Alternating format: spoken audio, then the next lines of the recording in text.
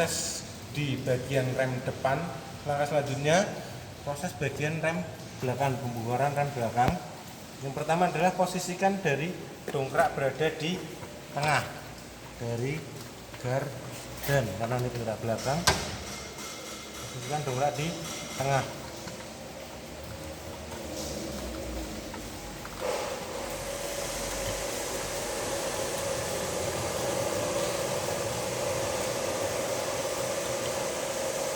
Masih rampung. Setelah mobil atau kendaraan kalian dongkrak, pastikan pemberian jack stand.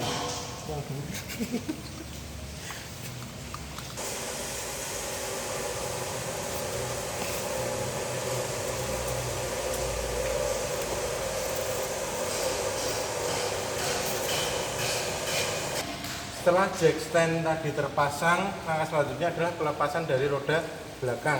Ingat-ingat kalau soal mengendorkan ataupun melepas dari roda, prosesnya adalah dari dilakukan proses silang. Jadi dari sini pindah ke sebelah sini. Jadi tidak berurutan dari sini ke sini, tapi prosesnya adalah silang.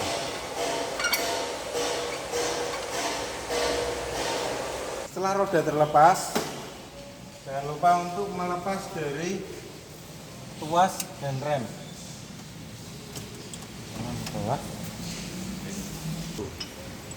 Jika proses pelepasan dari tromol ini kalian rasa sulit, gunakan yang namanya baut ukuran 12. Kalian pasang di sini, ada 2, lihat.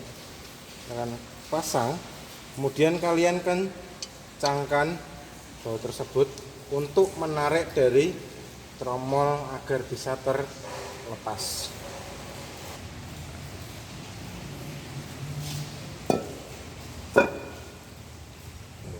Setelah tadi dibongkar atau dilepas tromolnya, langkah selanjutnya adalah proses pengecekan atau pemeriksaan dari brake drum atau tromol rem belakang. Dilihat saja kondisinya, apakah ada keretakan atau gompel atau pecah kondisi dari tromolnya.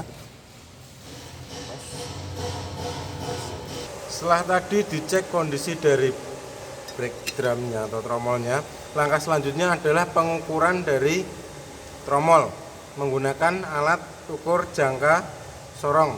Penggunaannya adalah jangan lupa menggunakan ukuran dalam, jadi yang digunakan adalah yang atas. Posisikan pas di tengah dari brake drum. Setelah itu, setelah pas, kalian kunci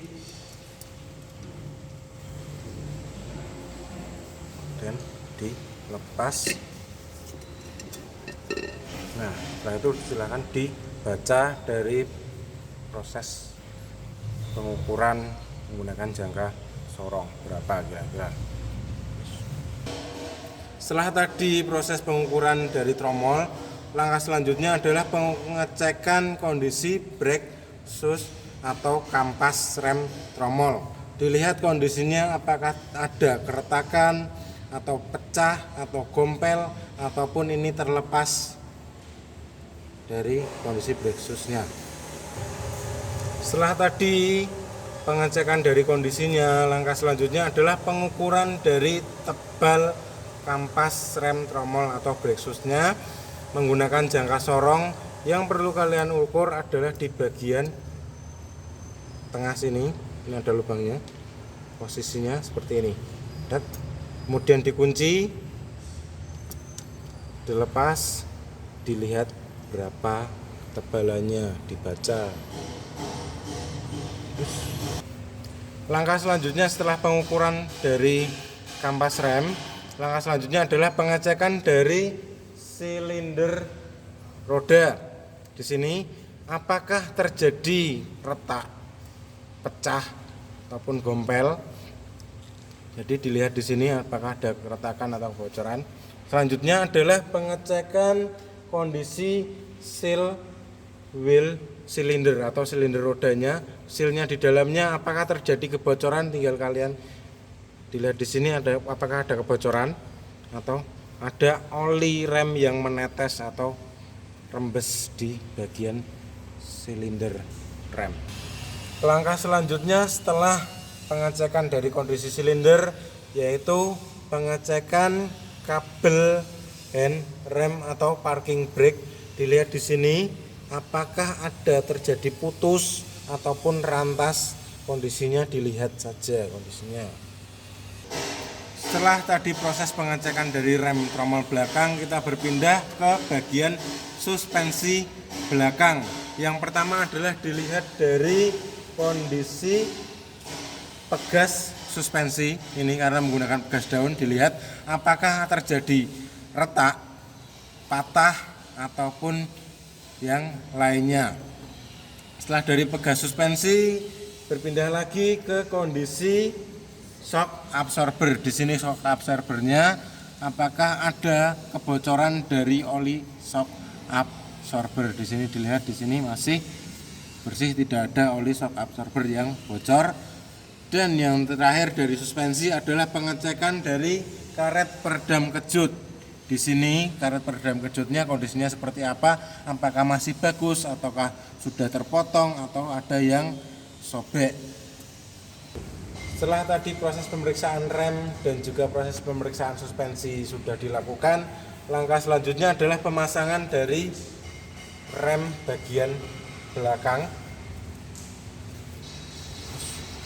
Setelah tadi rem terpasang, langkah selanjutnya adalah pemasangan dari roda belakang.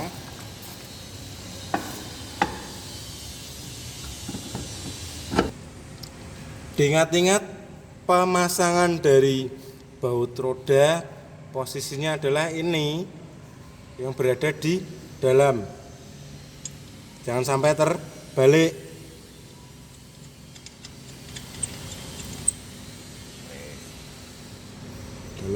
Saya ulangi lagi sekali lagi, posisi dari baut roda adalah yang tirus itu di dalam, yang rata di luar.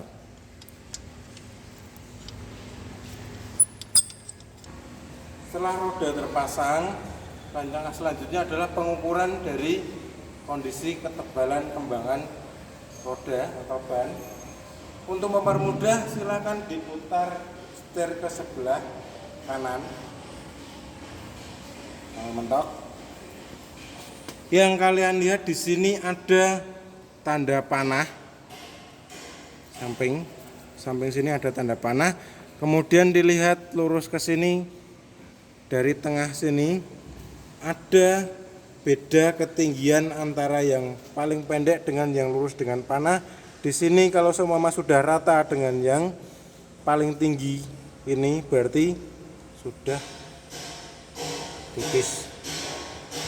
Setelah tadi pengecekan dari kembangan ban, ketebalan kembangan ban, langkah selanjutnya adalah pengecekan dari tekanan angin menggunakan tire gauge.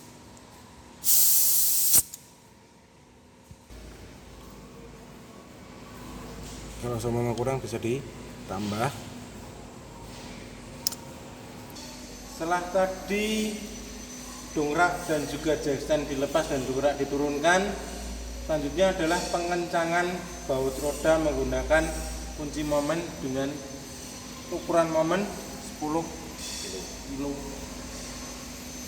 Karena berhenti klik. Langkah selanjutnya pengecekan dari brake booster. Yang pertama adalah kerja brake booster. Langkah awalnya adalah kalian tekan, kocok. Kemudian ditahan, mesin kalian nyalakan, tapi jangan lupa dilihat kondisi persneleng di posisi netral atau tidak, baru kalian nyalakan mesinnya.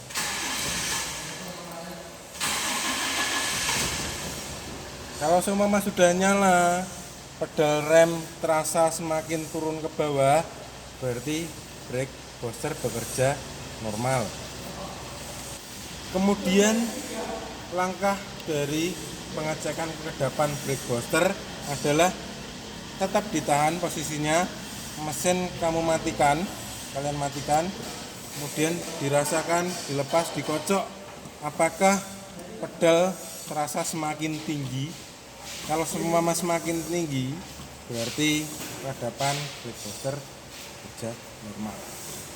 Setelah tadi pengecekan dari kondisi brake booster, langkah selanjutnya adalah pengecekan dari gerak bebas roda kemudi.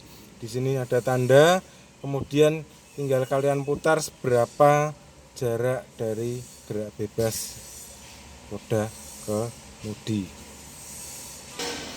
Langkah selanjutnya adalah pengecekan dari tegangan baterai atau aki. Posisikan selektor di 50 karena ini aki 12 volt. Jangan lupa jangan sampai kebalik antara prob positif dan juga prob negatif. Nik positif yang merah, negatif yang hitam.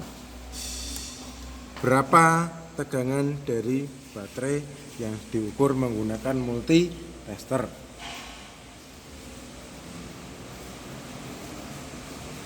Setelah tadi pengecekan dari tegangan baterai, kita lanjut ke pengecekan dari fuse rem. Di sini posisinya adalah yang di atas dan juga yang di tengah. Dilepas, kemudian menggunakan multitester, posisi selektor di ohm kali 1. Dilihat di sini bolak-balik ada masalah. Kalau sama bergerak ke atas berarti fuse masih terhubung, masih baik. Setelah tadi pengecekan dari fuse, kita berpindah ke pengecekan dari lampu rem. Ketika pedal rem ditekan, lampu rem harusnya menyala. Dilepas, mati.